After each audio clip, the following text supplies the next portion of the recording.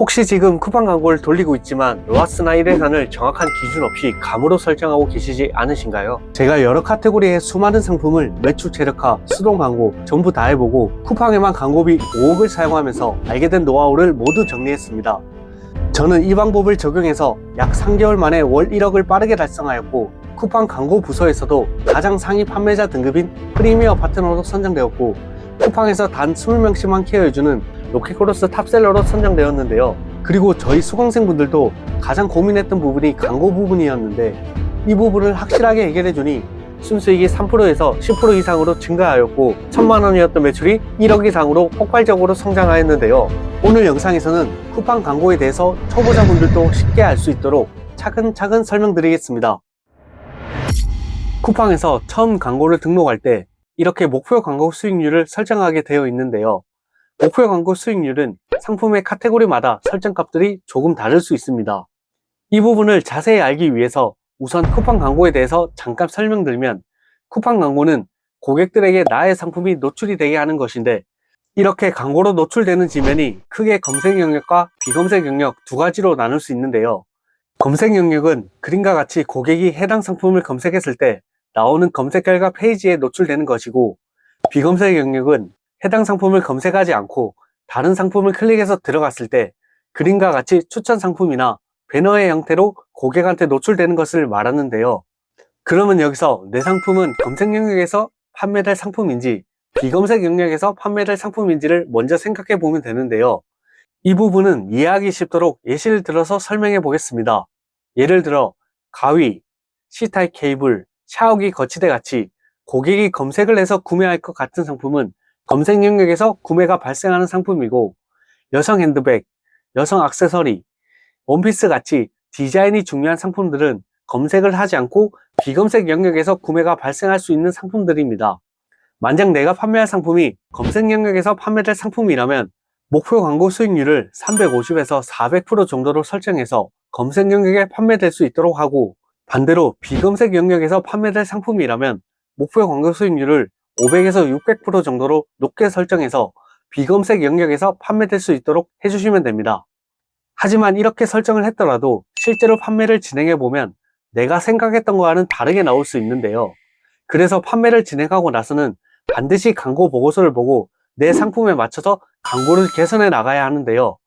이제 광고 보고서를 보고 어떻게 광고를 개선하는지 설명드려 보겠습니다.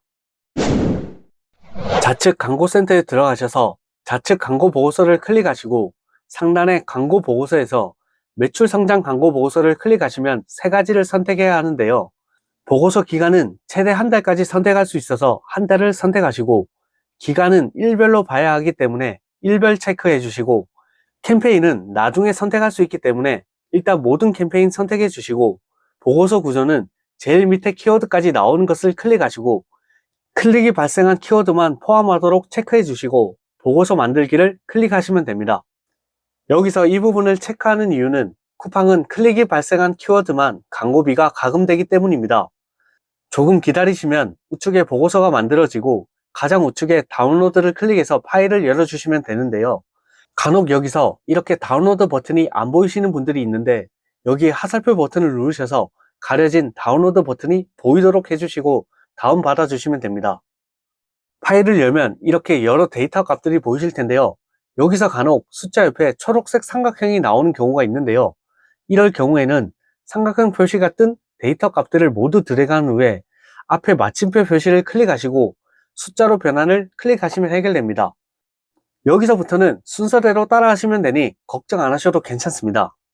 상단의 삽입 버튼에 피벗 테이블을 눌러주시고 확인 눌러주시면 피벗 테이블이 바로 만들어지는데요. 이제 우측에서 저희가 추출할 항목을 선택하면 되는데요. 기본적으로 키워드, 노출수, 클릭수, 광고비, 14일 총 주문수, 14일 총 전환 매출액, 이렇게 6가지를 클릭하시면 되는데요. 여기서 만약 내 캠페인의 개수가 여러 개이고 원하는 날짜의 데이터만 보고 싶다면 캠페인명과 날짜를 클릭하셔서 이 두 가지 항목은 필터란으로 옮겨주시면 이렇게 필터가 생성이 되는데요. 여기서 캠페인명 하살표를 클릭하셔서 원하는 캠페인을 클릭하시고 밑에 날짜 하살표를 클릭하시고 여러 항목 선택을 클릭하셔서 원하는 날짜들을 클릭해 주시면 내가 원하는 캠페인에 원하는 날짜들의 6가지 항목 데이터들을 확인할 수 있습니다. 여기서 팁을 드리면 내가 목표 광고 수익률이나 광고 일회산을 변경했던 날짜를 기준으로 그 전후 기간들을 필터링해서 추출하시면 내가 광고 설정값을 변경했을 때의 전후 데이터들을 정확하게 알 수 있습니다. 그 다음 빈 공간 아무 곳이나 클릭하고 컨트롤 A를 눌러주시면 데이터들이 전체 선택이 되고 여기서 컨트롤 C를 눌러서 복사한 후에 밑에 플러스 버튼을 누르시면 새로운 시트가 나오게 되는데요. 여기서 A열 일행의 마우스 오른쪽 버튼을 누르시고 붙여넣기 옵션에 숫자가 보이는 것을 클릭하시면 피벗 테이블에 있던 데이터들이 불러와지고 여기 A열 2행에 보시면 빈칸이 보이실 텐데요. 여기는 조금 전에 설명드린 비검색 영역 할인해서 비검색 영역이라고 직접 입력해 주시면 됩니다. 그 다음 여기 총 전환 매출액 칸을 마우스 오른쪽 버튼을 누르시고 정렬해서 내림차순 정렬을 클릭해 줍니다. 이제 검색 영역의 합을 구해 줄 건데요. 여기 비검색 영역이라고 적은 바로 밑에 행에 마우스 오른쪽 버튼을 누르시고 삽입을 클릭해 주면 새로운 행이 삽입되는데요. 여기에 검색 영역이라고 적으시고 노출수에는 수식을 적을 건데요. 는 총합계 마이너스 비검색 영역 엔터 누르시면 검색 영역에 노출수가 나오는데요. 그 다음에 방급 수식을 구한 칸에 오른쪽 밑에 마우스를 갖다 대면 플러스 모양이 나오는데요.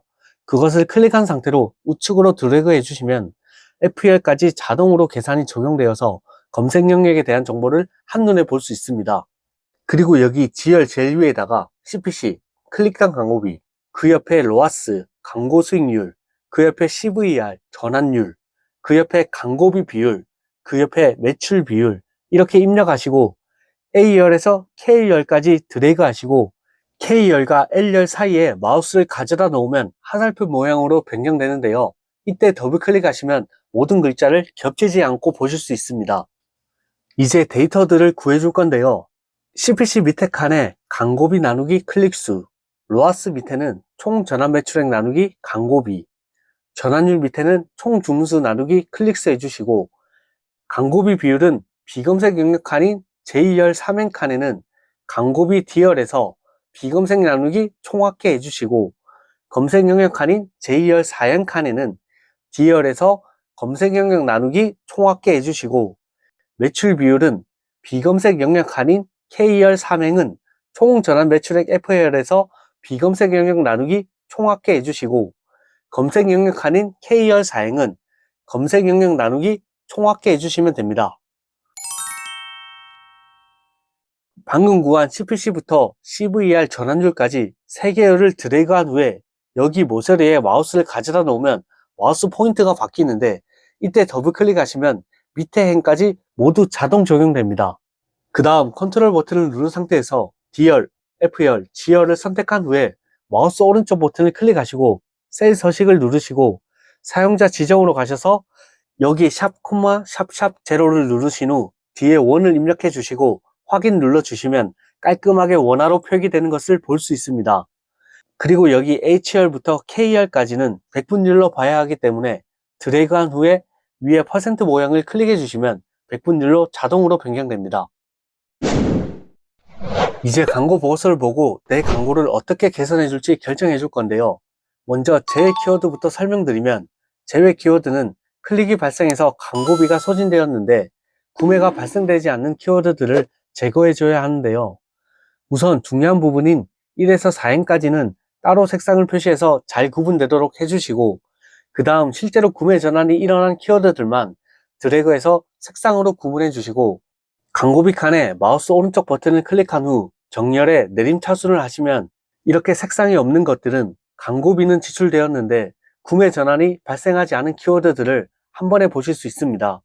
이런 키워드들 중에서 내 제품과 상관이 없거나 어느 정도 상관이 있더라도 광고비가 일정 금액 이상 사용되는데도 구매가 발생하지 않은 키워드들은 먼저 1차적으로 제외 키워드로 넣어주시고 그 다음으로 실제로 구매가 일어난 키워드라고 하더라도 광고비가 많이 소진되어서 로아스가 낮은 키워드들도 같이 제외해 주시면 광고 효율이 더 좋아질 수 있습니다. 여기서 주의하셔야 할 점은 광고 효율이 조금 낮더라도 나의 상품의 메인 키워드를 제외하시면 그것과 연관된 키워드들까지 같이 노출되지 않을 수 있기 때문에 주의하셔야 합니다. 이제 가장 중요한 광고비 비율과 매출 비율을 보셔야 하는데요. 여기 광고비를 지출한 비율을 보시면 비검색이 65%, 검색이 35% 사용했는데 실제 매출 비율은 비검색이 72%, 검색 영역이 28%가 나왔는데요. 종합해 보면 검색 영역은 광고비를 투자한 비율 대비 매출 비율이 더 작아서 효율이 좋지 않고, 비검색 영역은 광고비를 투자한 비율보다 매출 비율이 더 좋기 때문에 해당 캠페인은 비검색 영역 비중을 늘려주면 되는데요. 여기서 비검색 영역의 비중을 늘리기 위해서는 목표 광고 수익률을 올려주시면 되는데요. 목표 광고 수익률을 올리게 되면 검색 영역과 비검색 영역 모두 CPC 단가가 내려가게 되고, 비교적 CPC 단가가 더 낮은 비검색 영역에서 더 많은 노출이 발생하게 되는 건데요. 그러면 목표 광고 수익률을 얼마나 변경해야 되는지 궁금하실 수 있는데요. 이 부분은 우선 원하는 만큼 변경을 한 후에 실제로 CPC와 비검색 영역 비중 등이 변경되는 것을 확인한 후에 만약 변화가 없으시다면 그때 다시 변경하시면 됩니다. 여기서 만약에 광고 보고서의 결과값이 조금 전과 반대로 검색 영역의 효율이 더 좋아서 검색 영역의 비중을 늘려줄 때에는 반대로 목표 광고 수익률을 내려주면 됩니다.